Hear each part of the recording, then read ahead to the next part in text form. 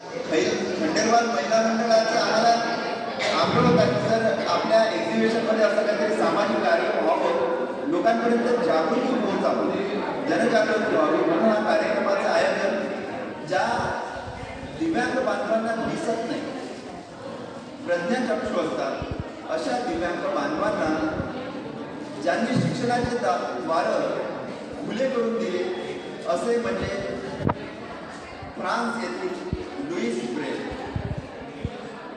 स्वतः अंध असून दिव्यांग बांधवांसाठी, अंध बांधवांसाठी 6 थेंबाची ब्रेल लिपी त्यांनी संशोधित केली आणि या ब्रेल लिपीच्या माध्यमातून दिव्यांगांना वाचन लेखन करणं सहज शक्य झालं.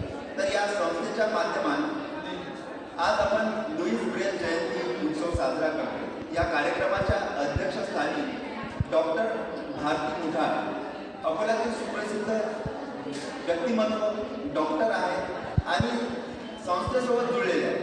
त्यांचा वाढदिवस साजरा करायचा तर त्यांनी संस्थेला डोनेशन केलं आणि त्यांच्या डोनेशनमधून आज आपण ब्रेल पुस्तकं, व्हाईट पेन आणि शिष्यवृत्तीचं वाटप करतात. एवढंच नव्हे तर डॉक्टर असून आपल्या सामाजिक दायित्वाबरोबरच दिव्यांग बांधवांना फ्री मेडिकल चेकअप सुद्धा ते करणार आहे. तर या उपक्रमात मी त्यांचं स्वागत करतो. खंडेलवाल महिला मंडळाचं नेहमी सहकार्य असते. आरती खंडेलवाल असतील, सीमा खंडेलवाल, लक्ष्मी खंडेलवाल, सपना खंडेलवाल, प्रत्येकाचं नाव घेणे शक्य नाही, पण हे महिला मंडळ नेहमी आम्हाला प्रोत्साहन देते. आज इथे रुपाली सावंगी आहे,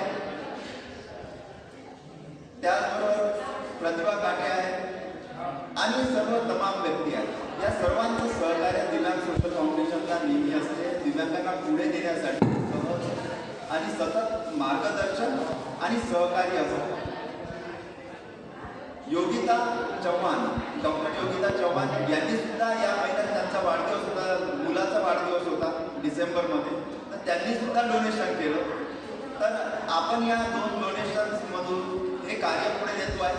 त्याचबरोबर आमच्यासोबत विविध लोक बोलतात. वैभव माळी सर इथे आलेले आहेत, मंचाच्या समोर बसल्या, त्यांचे मी इथं स्वागत करतो. माळी सर आले असेल तर तुम्ही यावर येतो. माळी सर तेपर्यंत मी तुमच्याशी संवाद साधतो. तर वैभव माळी सर यांनी पण दिव्यांग सोशल फाउंडेशनला एक डोनेशन दिलं आणि या सर्वांचं म्हणणं होतं की ब्रेल पुस्तकं आणि व्हाईट पेन द्यायचे. तर आपण अकोल्यातले गरजू काही दिव्यांग निवडले, काही वाशिम जिल्ह्यातले, यवतमाळ